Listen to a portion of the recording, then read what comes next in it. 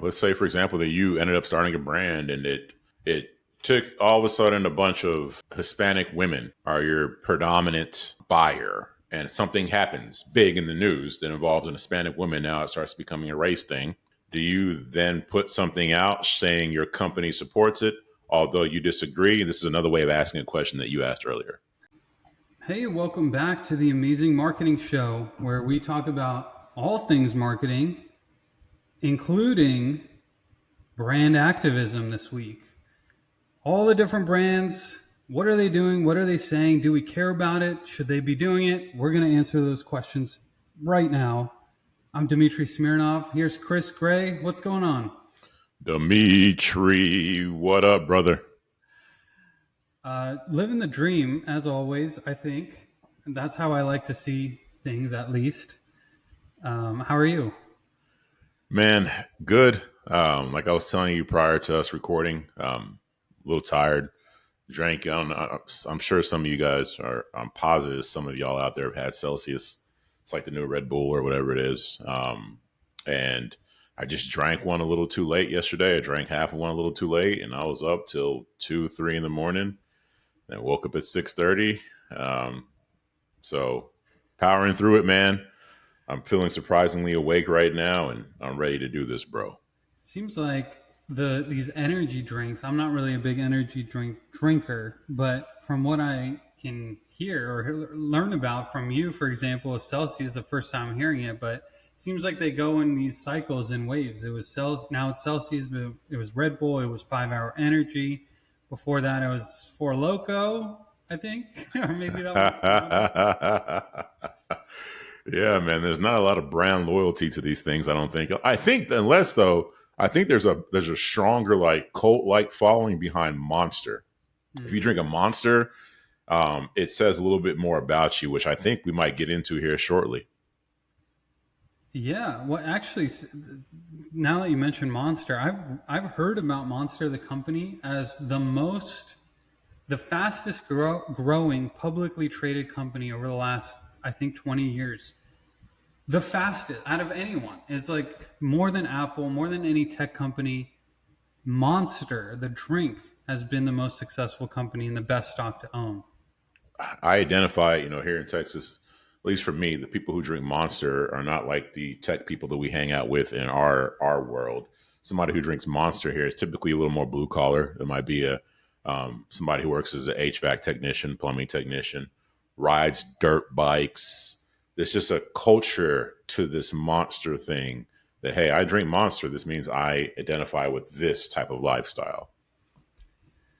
So, yeah, let's talk about that. Identifying with a certain lifestyle by the products that you buy.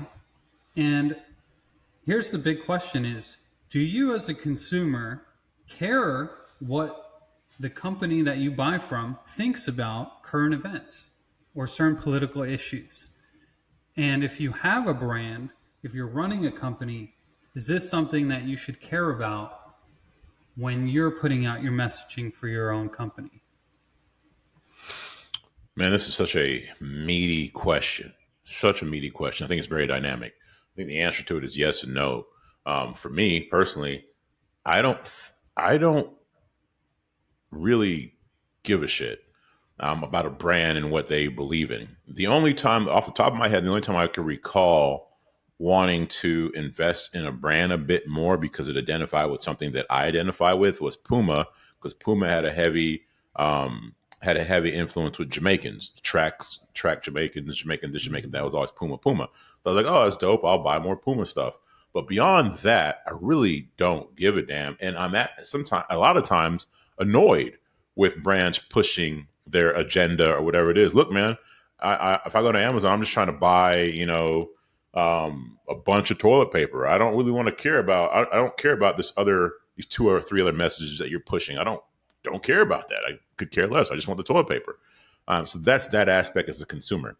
As a businessman or businessman or businessman, however you want to say it, I, I would care if it made sense for the product that I'm selling. So if I owned Monster, then all my messaging is the people who drink Monster probably going to lean towards the right and be more Republican. So guess what? There's going to be no Black Lives Matter shit on my stuff. There is going to be no LGBTQ, none of that. It'll be feeding them what they want because again, Monster, it's like the brands that do this right. And Dmitri, you told me this with the seasoning that I sell, and it's really stuck with me. Um, it's like a t-shirt. It's like people wear these t-shirts because it reminds them of who they are, while simultaneously telling others, right? It's I want you to know I'm about this life. And so if a brand does that, like a Harley or a Monster, or I can't think off my top, but I can't think off the top of my head, but you get what I'm saying. If a brand can capture that, then yeah, your message matters. But if you are Folgers Coffee and you're sitting here talking about Black Lives Matter or MAGA, then I think that hurts you more than helps. So it sounds like it really depends on the current, the existing brand loyalty or value, or the brand persona that you've built already. And if you don't have one, if you've built up as neutral, then don't step in. Don't dip your toe in that dangerous water. You- You're gonna Yeah, what lose. do you think? Well, actually, I wanted to follow up with you on Amazon. Is there anything that Amazon could do or support that would make you stop buying from them? No.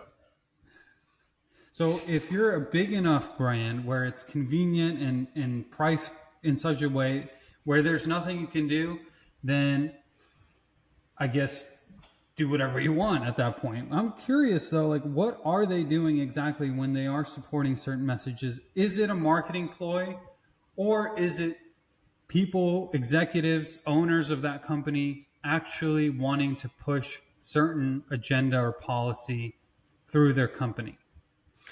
I think it's corporate, right? Like I used to work at a corporation and you have all these values and these things that they get behind all these things and it's all BS at the end of the day. You don't believe in it, just sounds good to say. And so I think at maybe even at Amazon or whatever to, show the Black Lives Matters this or black business support. And don't get me wrong, I understand we've talked about this before in several episodes. I understand the importance of it. But at the end of the day, I'm just trying to buy something. I really don't need to see this or hear this or whatever. And then to your point, and then I'll wrap this up here. I think I might just be different in the sense where I just don't care about this type of stuff, dude. I like older country music. There's some country artists that my wife would tell me, hey, this person was racist or this person dropped the N bomb, this, that. I don't give a shit. I'll still listen to their music. Then you have somebody like Louis Farrakhan. He'll write up something or something that he wrote, and I don't believe in what he says, but I'll read the article. I'm like, oh, that's a good point. I just don't care. Like I don't really care about that stuff. Are you giving me something of value that I can use? I can learn from anybody, and that's all I care about. And what you believe in or what you support, none of my damn business. And a lot of times, I don't care to know it. Well, it sounds like a pretty libertarian perspective, and I think consumers like you are probably similar, where they just want something that works or tastes good or whatever, and they don't care about the politics. But there's a whole another subset of the population that does care about that stuff and participates in something called cancel culture, where they'll spend all their time and energy, it seems, to focus on canceling a person or canceling a brand based on one thing that they said or didn't say. You see, especially over the last few years during the COVID thing, the riot thing, the elections, all these different things, when a brand didn't put out support for a certain cause, they would be subject to canceling. So how do we address that aspect? As a business owner, that answer is dynamic. It depends on what business I'm in. If it makes sense for my business, let's say it was 2020 and it made sense for my business to say something about George Floyd, all right, cool. And if it made sense for my business, like if I was Bud Light or something, I'd say nothing about George Floyd. You see what happens when they got into the LGBT stuff. And so to me, as if, you know, as a business leader or business owner, back to what we were talking about earlier, it just depends on the demographic of who's buying my product. What do you think from like a human or moral perspective? where you as a business owner or a brand, you have control over a certain brand, and you could influence a good chunk of people with the messaging that you write. And maybe you personally believe one thing, but your company would make more money if you say another thing. And that's kind of a difficult place to be. How would you approach that? I would like to sit here and tell you that I'd be like, oh, I am going to follow my beliefs regardless of what happens monetarily. And I it would I do that? Maybe. And would I not? Maybe. It depends. I don't know. I haven't been in that situation. If I was and there's a lot of money on the line, I couldn't sit here and tell you, Dmitri, that I would just go follow my beliefs and forego millions. There might be somebody else out there who would do it, but it goes back to this a very interesting question. I was rewatching, you and I are part of the Driven Mastermind. Shout out to Cosmo Perry and Jason. I was watching an old recording this week, Dimitri, and on the Tuesday calls they have once a month where people are having drinks and talking about their failures. They pose a very interesting question I'd like to pose to you, and I'm going to butcher the question, but it was like, or I don't know if you have time to answer it, but the question was basically tell us your money over moral story and your top morals over money story. And it goes to kind of what you're talking about. Are you morals over money or money over morals? To me, it's dynamic. It is definitely a dynamic question because it depends on what else is happening in your life. I think we all would like to think that we're morals over money, but if there's no money to put food on the table, then morals go out to a Yep. certain extent. By the way, there's an extent I think that people will only go so far depending on their moral and their character. Like, would it be okay? Some people would never shoplift, no matter what. They would rather um, go to jail or something and get free food that way, which you can make a case where it's like worse for society potentially. But um, some people are willing to murder, which is kind of the furthest end of that moral question. And obviously most people aren't, even if money. Most people would not kill for money. We'll put it that way. Right. No matter what's going on in their lives. For me, or for most people, I think most people haven't been tested. There's a saying that I don't remember who said it, but it's like you don't really know anyone until they're tested, and most of us are not tested. So a lot of times we'll criticize others because of they did this or that, but we were never put in a position like that to be tested, so we don't know how we would react either. In a personal story, as an affiliate marketer, I think there are a lot of opportunities to make black hat money. Yes. And I never went the direction of black hat, including tech support deals, which is when somebody clicks on your ad, they download, or something pops up on your screen. It seems like a virus, computer virus, or malware. You call tech support to help you fix it, and then instead of fixing it, they actually then install viruses, and then they hack your bank accounts. That's super black hat, and it can be very lucrative. And I think that's a very terrible thing to do, just absolutely despicable. And so in the affiliate space, there were opportunities like that that I never took. On the other side, I did. I did some. I would say gray hat offers as an affiliate. Yeah. There's some things that weren't allowed based on Google rules because the internet was the Wild West. It wasn't really laws that were set in stone from a like a legal perspective, but it was certainly breaking the rules of the platforms that we were using. So there was some, but nowadays I wouldn't do that because I've already built up a new reputation, somewhat, some savings, and it's just not worth doing, both from a money and from a reputation and from a risk perspective.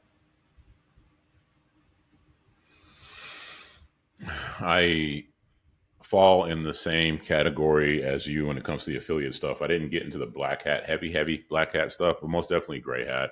And then most definitely violating Facebook or Google rules multiple times and account farming and all that stuff. Um, but yeah, I think when it comes to this money versus morals and morals versus money thing, it gets very dynamic, like you said. And I kind of want to circle back to the very first question you asked me, which I forgot, but I want to get your opinion on this. Um, when brands are pushing or supporting agendas. I think almost exclusively, unless it's a very small business owned by somebody who kind of doesn't care whether their business succeeds or not, or at least they don't know the extent of the fall their business might have, depending on the take that they or the opinion that they put out from a business perspective. I think almost every single time that a brand takes a stand, it's a marketing tactic or ploy, if you want to kind of be critical about what they're doing. Just like taking, you were mentioning Puma or celebrity endorsements, you want people to identify with your brand based on somebody else's credibility or their following. You're trying to leverage their following. So, in the case of Black Lives Matter endorsements from Amazon, there are a lot of people with a lot of money who liked that movement at the time, and by endorsing them, Amazon gets all those people to shop, continue to shop there, or start shopping there. And we can talk about smaller brands. Smaller brands will get to start shop there and not to get canceled. And at the same time, everyone who's against that movement, more libertarian, like you were mentioning, they kind of don't care, and so they'll continue shopping. So it's kind of it's a ploy to just calm down the people who are rowdy, to just like, let's get through this. We'll just say what you want us to say, and this is part of marketing. And it's kind of ugly, it's kind of gross sounding, but it gets them through easily. So then, what do you do? Let's say, for example, that you ended up starting a brand, and it took all of a sudden a bunch of let's say, Hispanic women are your predominant buyer, and something happens big in the news that involves an Hispanic woman. Now it starts becoming a race thing. Do you, as the owner, then let's say that Dmitri disagreed with the situation, whatever it is, do you then put something out saying your company supports it, although you disagree? And this is another way of asking a question that you asked earlier. Yeah, and it's again money over morals. Yeah. It's tough because I haven't been tested in that way, and it's hard to know what I would do. I would like to think that if I ran a brand that was different or didn't align with my values in the first place, then maybe I shouldn't be running that brand, or I should be an absentee investor, or somehow not related, where I'm not making these decisions, because it really would be a conflicting situation that I wouldn't want to find myself in. So I will say this. I've had strong opinions of current events in the past that I've felt scared to share publicly because I was worried about the fallout to my own company. That is fair. And Dimitri, as I'm thinking on this topic, you know that I am one of our businesses I have, or I'm invested in, or partner with, whatever you want to say, is the email business, and we're sending out content to the right wing, more of the more extreme right wing. And me, I don't care left or right. Um, I don't care left or right, but I do find myself disagreeing a lot with what the right has to say or the way that they think. And this is just even in my personal life. My father-in-law, mother-in-law, all sister-in-law, the way they talk and the stuff that I read and the comments, this stuff is out of control. But here I am in a situation where I disagree with a lot of what they believe, yet I push out content that's very interesting to them. And what this has allowed me to do is get a perspective for what a side that I totally disagree with in a lot of ways I get a perspective for why they believe in what they believe, which then helps me in a way expand my horizons. But I didn't get into this because like, oh, I want to expand my horizons and learn what these other people. It's because I wanted to make money, and I actually enjoy um, making headlines and things like that. That part is fun to me. It could be headlines about trees and grass. And if I get you to click on it, that so the technique and that is fun to me, but the actual content I don't agree with. But the technique is enjoyable enough for me to do well, if that makes any sense at all. It makes sense when you're in the fray of things, and people are people, and they're, a lot of them are nice, a lot of them aren't nice, but at least, like you were saying, you can start to understand everybody's perspective. Why are they supporting things the way that they do? Why do they care about what brands are thinking? And there's some examples, the all these different big brands that we know about, the Body Shop, Gillette, Procter and Gamble, Ben and Jerry's, huge example. But why do people then care what these brands are saying? But getting into their line of thought, especially if you're working with them directly or you're sending out email to them, you're writing the copy, you can really get into their heads. And this is all marketing. Yeah. Again, everything comes back to marketing, and we talk about this every time we introduce this show. Is everything is marketing.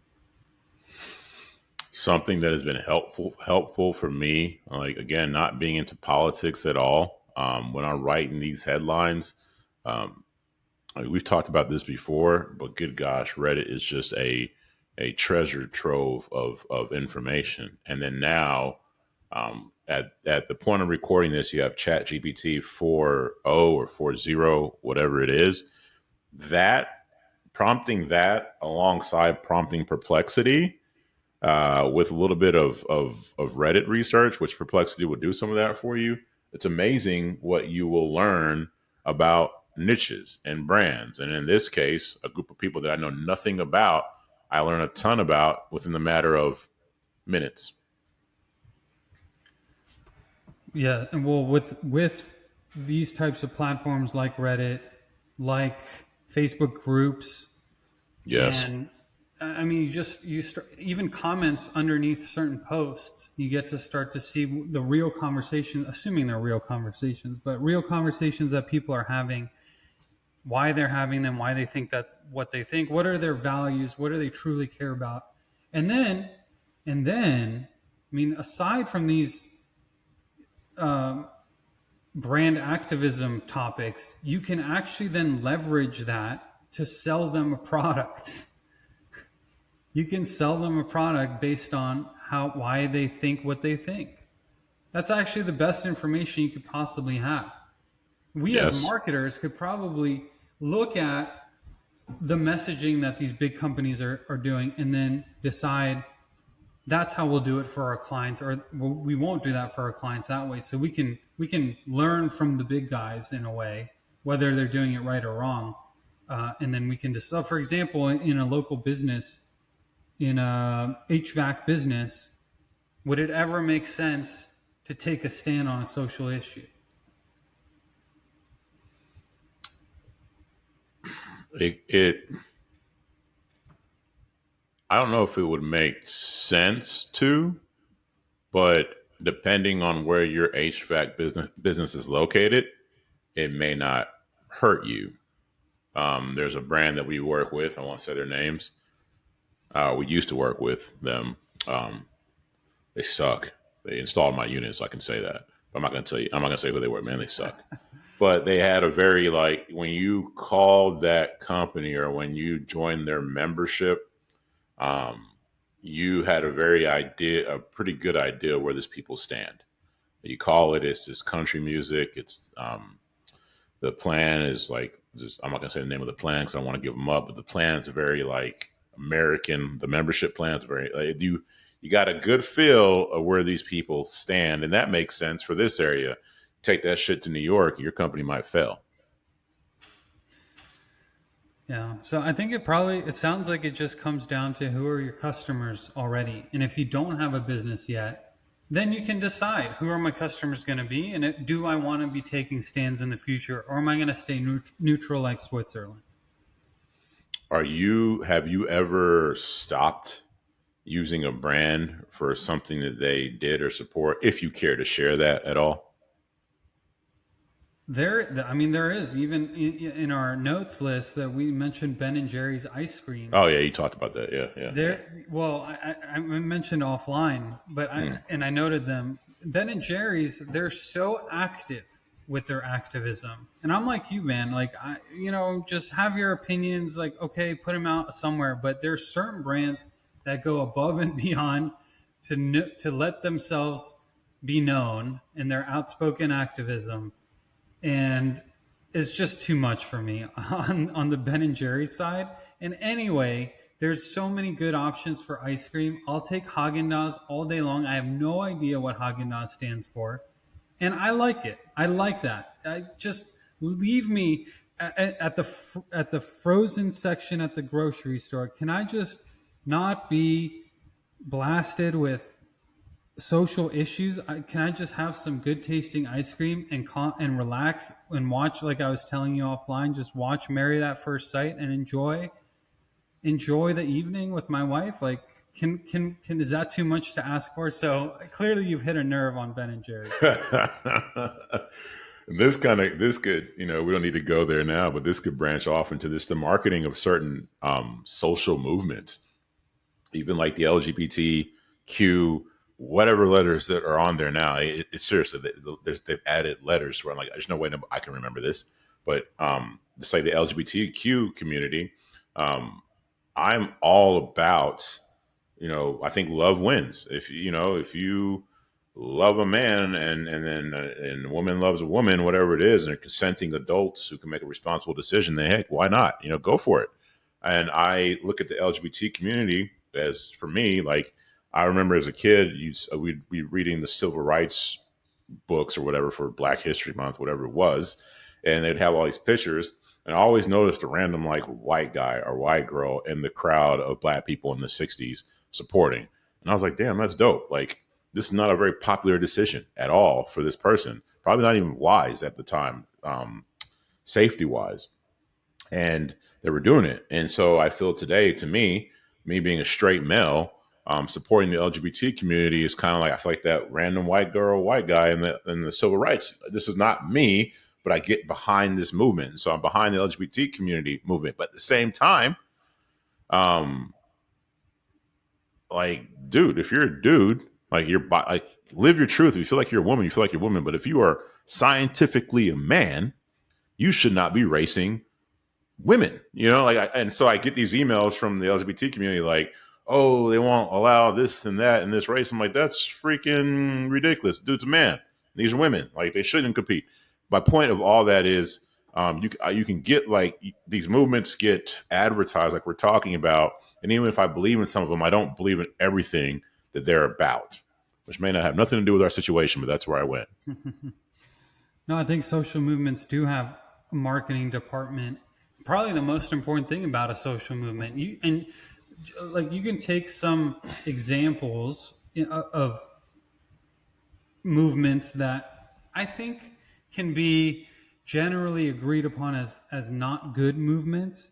For example, like Cuba or Central America, a lot of the Latin American revolutions that weren't good, but their leaders were propped up to this day as heroes. Like Guevara, people Yeah. still wear that symbol. The communism symbol, people are even to this day supporting it, wearing it as if it is a good thing, despite the results that it's proven to show as a suboptimal choice of government and economic policy. But the marketing of it has taken hold. It's taken Right. It's a hold, really good point. and whoever's in charge of that, and it might at this point it's in so many different hands. It's just a movement that happens.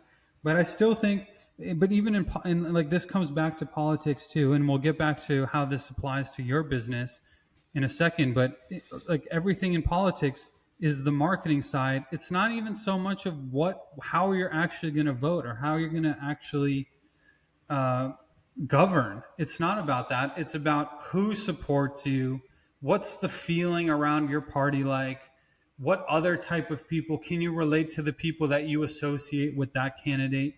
That's what politics is. That's what it's all about. That's it. What you just, basically parroting what you said, but it's like somebody else, or it's somebody articulating your thoughts better than you can. Like, oh, I believe in that, and yeah, that's me. And then you have people like me who are not left or right, who come in there and just feed you more of what you want to hear. It's all marketing. This kind of leads into probably our final segment of this is, A, how does this, like, we already figured out that if you're a local business or you have a brand, you're probably going to have to do something. You're going to have to say something if that's what your audience is already. And if they're not, you're just going to take a big risk that's probably not going to pay off for you. So it just depends on your brand. If you're a local business, if you're a restaurant, who's coming in? Will they come in if you don't support this cause? Will they come in if you do support this cause? Are you going to get more customers, less customers? From a business perspective, that's what you need to look at. And then you decide, is this not past my line of morals versus money? So really it just comes to that I think. What do you think, Chris? I, I don't have much to say to that. I agree. I mean, I don't have a bunch to add to that. Again, it's all contextual, and I agree exactly with what you're saying.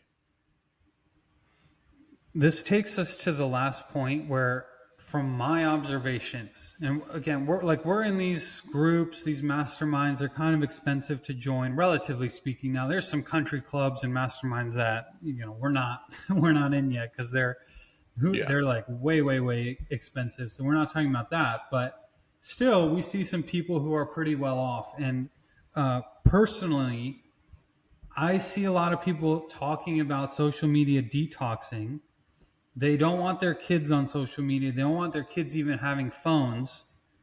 And I think in part of this is because of that influence that these brands have, that is causing both children and adults to kind of stray away from reality in a certain way. So let me know, are you following what I'm saying so I'm far? following what you're saying. The first thing that comes to my mind is when somebody tells you, Dmitri, they walk up to you like, hey, Dmitri, you know what? I am going to take a detox from social media. It's just, it's wasting my time. It's feeding me a bunch of crap, blah, blah, blah. The person who walks up to you and tells you that, tell me a little bit about what that person is like in your head. First of all, I can relate to them because I just wouldn't call it that. So if they called it that, to me, that means they're probably like the people who will go on diets every other month and then fail, and then they just like talking about how they failed on their diet. So just the wording of it, uh, it would kind of Gotcha. suggest to me that they're not really serious about it. What if they didn't use detox and like they're just saying, hey, I'm getting off of social media, blah, blah, blah. So In get, that case, yeah, I would think that, okay, this is a person who probably thinks about intentionally thinks about what they want their life to look like, what they want their time to be spent on, and they've come to realize that this is not a positive influence in their life.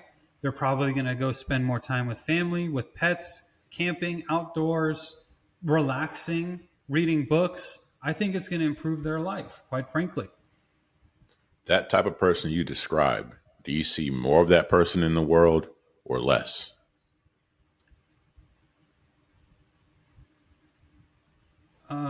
I think I, uh, whew.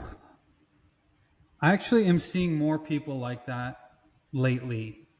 There's very few of them, but they seem to congregate together in certain groups. Like once you find a group who's all like that, you'll see a lot of them and it'll seem second nature to you. In a lot of cases, that's why people find those groups. So they feel like that's normal and they can encourage each other. The problem is that social media and phones in general are an addiction. And so it's a whole it's going to take an effort and actually a detox, like a legitimate physical detox and mental detox to get through it and out of it.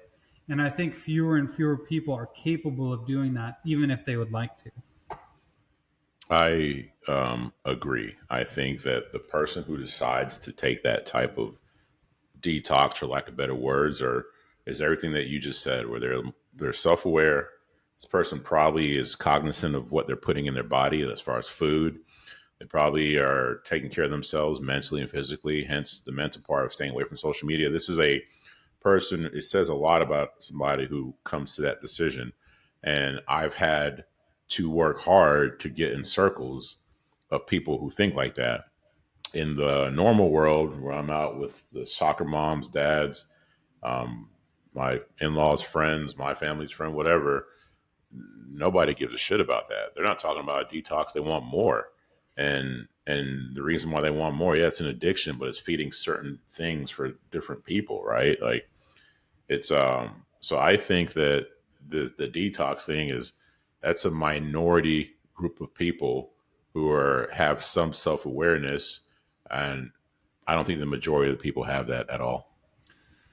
No, and the majority of people are the consumers. The minority of people are the people who sell things to the consumers. Yes. I mean, the I think a great, perfect example of this was during COVID when the government was sending checks. What were they called again? They were sending money. Remember, they're Yeah. sending money to everybody Yep. because COVID. Where did all that money go? All into a few hands because those people were the ones with businesses selling the stuff to the people who just had an influx of money. So technically, because anybody earning six figures didn't get a check, they didn't get any money. But that's where all the money ended up because the people spent the money with the people with businesses and the people.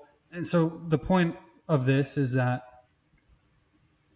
the people who know how to use social media, how to use it to market their product or their social program, whatever, their movement, they're the ones who are going to be controlling those who are consuming.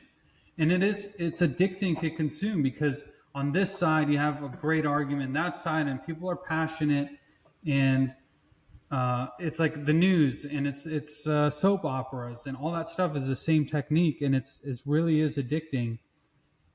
I personally, I'm trying to figure out how can I use the tool more and be less used by the tool. You just answered the question, or you just brought up the question I was going to ask to you. Like in our world, you have people whose entire businesses are ran on social media, whether it's Instagram or Facebook. Um, you have people who hack these algorithms for a living. So part of their job is to be on it. So then how do you simultaneously do your job without getting sucked into this black hole that is social media? The Well, first of all, if you already have a social media addiction, you're better. You might as well use it to make money. So if you're going to be on the phone 8 to 12 hours a day anyway, you might as well make the content and post the content because you're already on it. I mean, you just might as well. So, but you know what I'm seeing from a lot of thought leaders is the no followings, right? So they have their Instagram account, but they're not following anyone. So their Yeah. feed is Yeah. empty. So they're not distracted by it. Um, and we know of people who they set specific time. Here's how many minutes I can use to, and I only respond to comments or whatever. But it really is. Are you creating or are you consuming? I I think of all the social media platforms, I'm strongest with Facebook as far as from an advertising perspective. And I've had to remove it from my phone, remove Messenger from my phone. I will go through Facebook for work, however many times.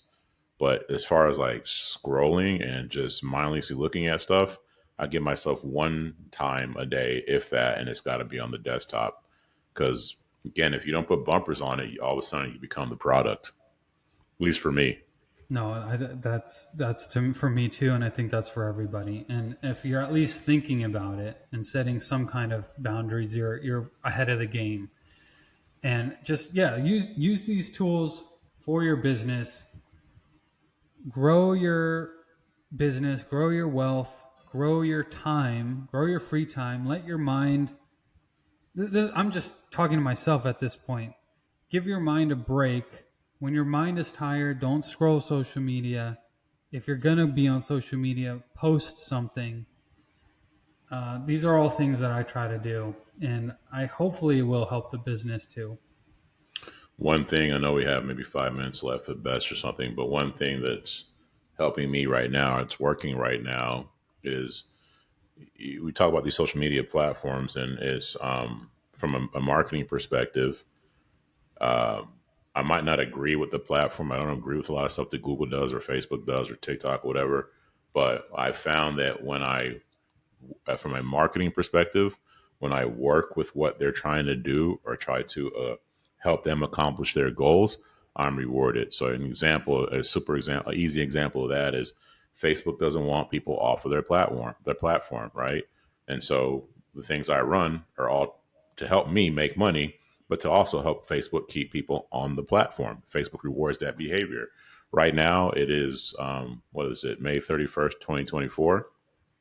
Facebook's pushing this whole Facebook shop versus this Facebook shop experience. They're giving you credit, like they'll give you money to use it if you're spending enough. So I go with it. And so these social media platforms, it's like I disagree with you. And it kind of probably goes back to the very beginning of this conversation where these social media platforms, they have agendas, they have things that I completely disagree with. But hey, I need to make money. So I'm going to work with you and help you accomplish your goals so that we can be successful, regardless of what I think about your platform. It kind of sounds like the tax code. It's like we don't really agree with Yes. everything the US government is doing, but here are the rules, and you can end up not paying any taxes or much less if you follow the rules. And if there's something that you don't really want to do, you don't have to do it, but there's at least a playbook of how to use what the platforms are wanting you to do. Straight up jujitsu, man. There's this really cool saying. I don't remember who said it, but it's like everybody wants to be a philosopher king, but everyone's going about it the wrong way. They're becoming a philosopher first and then trying to be king, which is never going to happen. It's way harder to become a king. So work on doing that first, then become the philosopher king. And the reason I say that is because just maybe chill on the activism, work on your business, build yourself up, and then figure out what it is that you really want to push in terms of influence.